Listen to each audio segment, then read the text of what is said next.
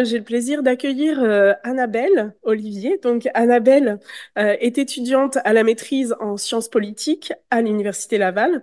Elle est sous la direction d'Alexandre Jazevic. Elle s'intéresse aux phénomènes politiques entourant les changements climatiques. Et dans le cadre de ses recherches, elle aborde l'acceptabilité sociale des mesures climatiques, les attitudes environnementales et la communication climatique. Donc, une question centrale structure ses intérêts scientifiques. Comment motiver les gens à lutter individuellement ou collectivement contre les changements climatiques? C'est une très belle question. On a hâte d'entendre tes réponses. Vas-y, je te laisse prendre place. Oui, donc bonjour à toutes et à tous. Comme elle a dit, je m'appelle Annabelle, je suis étudiante à la maîtrise en sciences politiques. Puis je viens vous présenter aujourd'hui une recherche qui est en cours sur le lien entre la parentalité et l'attitude climatique. En fait, ce sujet-là de recherche vient d'un questionnement plus large sur est-ce que la parentalité, donc le fait d'avoir des enfants, ça pourrait être un mécanisme pour motiver l'action climatique? Puis si oui, pourquoi? Mais avant de se pencher sur cette question-là, je veux qu'on aborde une question qui est encore plus fondamentale à la lutte climatique. Donc, en fait, quand je vous dis changement climatique, c'est quoi la première image qui vous vient en tête intuitivement? Souvent, les gens nous répondent que c'est la fonte des glaces, la pollution qui est créée par les entreprises ou par l'extraction de pétrole et de gaz, que c'est la montée des eaux qui va créer des inondations partout à travers le monde, ou bien par des catastrophes naturelles qui vont être de plus en plus importantes puis de plus en plus prévalentes dans nos sociétés. Oui, les changements climatiques, c'est des catastrophes, c'est de la pollution, c'est la montée des eaux, c'est des feux de forêt, c'est la fonte des glaces, mais c'est aussi beaucoup d'autres choses. Les changements climatiques, c'est des changements qui vont perturber nos quotidiens, nos modes de vie, nos cultures. Puis en fait, notre tendance à penser intuitivement au changement climatique, à des choses qui sont ponctuelles, qui vont nous affecter, mais plus ou moins, ça illustre super bien deux barrières psychologiques principales aux attitudes pro-climat et à l'action climatique. La première barrière, c'est notre tendance à penser que les changements climatiques ont lieu ou auront lieu loin, temporellement ou géographiquement. En fait, souvent les gens ont tendance à penser que les changements climatiques, mais ça va affecter des générations qui sont futures, des êtres humains qui sont pas encore nés, ou bien des êtres humains qui sont loin de nous, qu'on ne connaît pas, puis desquels on se sent pas attaché. Puis c'est vraiment le cas au Québec. Le baromètre de l'action climatique 2023, ça, c'est une étude qui est produite par des chercheurs de l'Université Laval, a démontré que 70% des Québécois disent avoir vécu des impacts des changements climatiques dans leur vie durant les dernières années, mais seulement 21% des Québécois pensent que ça pose un risque réel pour leur vie et leur mode de vie. Donc, on comprend que les changements climatiques ont lieu, mais on n'a pas l'impression que ça va réellement nous affecter. La deuxième barrière psychologique à l'action climatique, c'est la tendance humaine tout à fait normale de se préférer soi-même. En fait, on va préférer agir pour nous-mêmes ou pour des personnes qui nous sont chères, ou bien pour des risques qui sont directement adressés à notre personne, puis pour des risques qui sont concrets. Donc, de là vient la question qui structure plusieurs de mes recherches, comment surmonter ces barrières? C'est ici que le Green Parenthood Effect a sa pertinence. Donc là, vous m'excuserez, je vais utiliser le terme en anglais. En français, vous comprendrez que c'est assez, c'est plus étrange comme traduction. Donc en fait, le Green Parenthood Effect, c'est la théorie selon laquelle avoir des enfants augmente les attitudes et les comportements pro-environnementaux. En sciences politiques, ça serait le fait que la parentalité induise certaines attitudes politiques plus en faveur de l'environnement.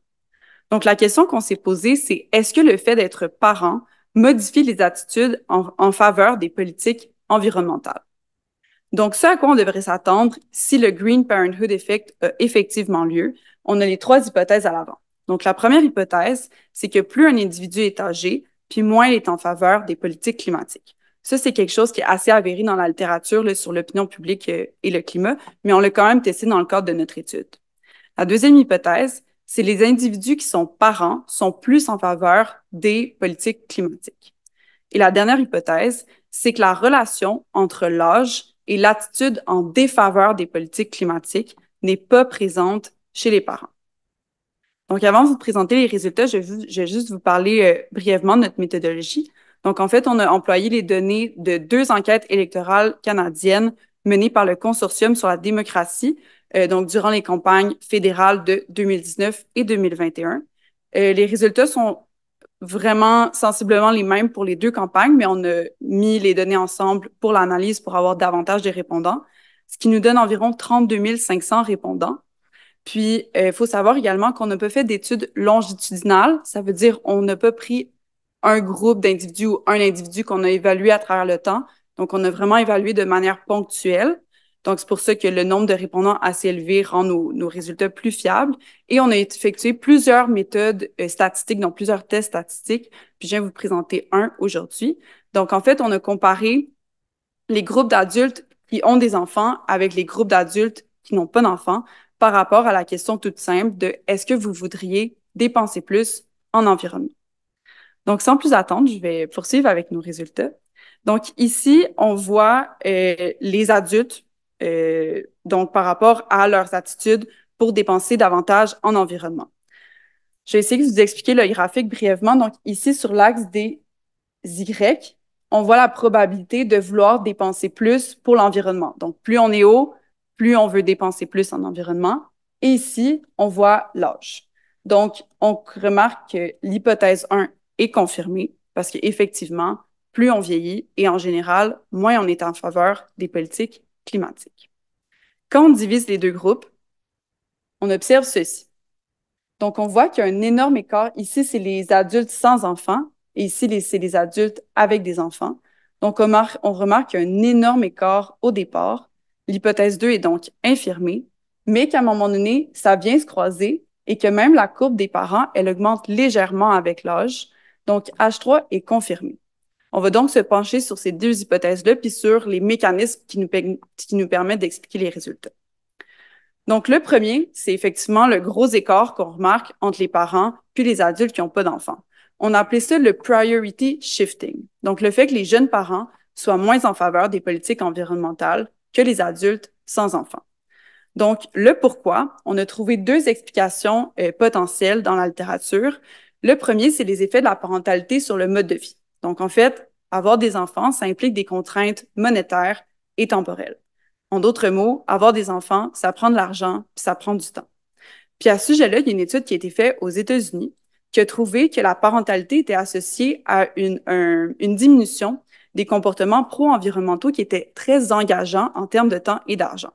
Par exemple, les parents étaient moins enclins à aller à des manifestations ou bien à acheter en vrac, par exemple, parce que c'est des comportements qui demandent beaucoup à l'individu. Par contre, la parentalité n'était pas associée à une diminution des comportements qui étaient moins engageants, par exemple le recyclage. Néanmoins, c'est pas une explication qui est super pertinente en soi pour notre étude parce que nous, on s'est pas intéressé au comportement, mais plutôt à l'attitude. Donc, c'est ici que la deuxième explication vient avoir sa pertinence. En fait, c'est l'effet de la parentalité sur les attitudes politiques. Puis en fait, en opinion publique, c'est assez connu qu'il y a certains événements dans la vie des individus qui sont appelés des événements transformateurs, c'est-à-dire qui vont venir transformer la vision du monde des individus et donc qui vont induire un changement dans son comportement de vote. Et la parentalité pourrait effectivement faire partie de ces événements transformateurs. À ce sujet, il y a une étude qui a été menée aux États-Unis et une autre en Union européenne qui ont trouvé que la parentalité était associée à une attitude davantage en faveur de mesures de redistribution sociale, de mesures de redistribution aux familles et de financement public des garderies. L'étude en Union européenne a aussi trouvé que la parentalité induisait des changements dans les attitudes par rapport aux politiques qui n'étaient pas directement liées aux enfants. Puis c'est ici qu'on peut directement faire un lien avec notre étude, dans le sens où les parents, quand ils vont avoir des enfants, il va avoir des priorités plus prévalentes pour ces personnes-là, qui va les amener à peut-être vouloir dépenser moins en environnement, mais plus pour d'autres enjeux. On va maintenant se pencher sur la dernière hypothèse, donc sur l'effet de médiation, en fait, de la parentalité sur les attitudes climatiques. C'est le fait que, justement, comme on voit, le support des parents demeure stable avec l'âge, alors que le support des personnes sans enfants diminue de manière constante. On a voulu évaluer, avant de vous parler un peu de pourquoi on peut expliquer ça, on a voulu évaluer si la parentalité avait un effet similaire sur d'autres enjeux. On a donc comparé d'abord l'environnement avec le désir de dépenser plus, donc de financer les systèmes de garderie. Ici, je vais juste faire une petite note. Le graphique en environnement qu'on voit ici est différent de l'autre qu'on voyait à la page précédente seulement parce qu'on a exclu le Québec de ces analyses-là, parce que on se rappelle, c'est des données canadiennes. Donc, si on le compare au service de garde, ben, vous comprendrez que ça fausserait un peu nos résultats parce qu'on a notre système public de garderie au Québec, donc on est relativement contre un système canadien de garderie. Mais bref, précision à part. Donc ici, c'est les attitudes pour dépenser davantage en environnement. Ici, ce sont les attitudes pour dépenser davantage en garderie. Donc la première chose qu'on remarque, c'est qu'il y a effectivement un priority shifting. Donc les parents sont davantage en faveur de dépenser plus en garderie qu'en environnement, alors que c'est le contraire pour les adultes qui n'ont pas d'enfants.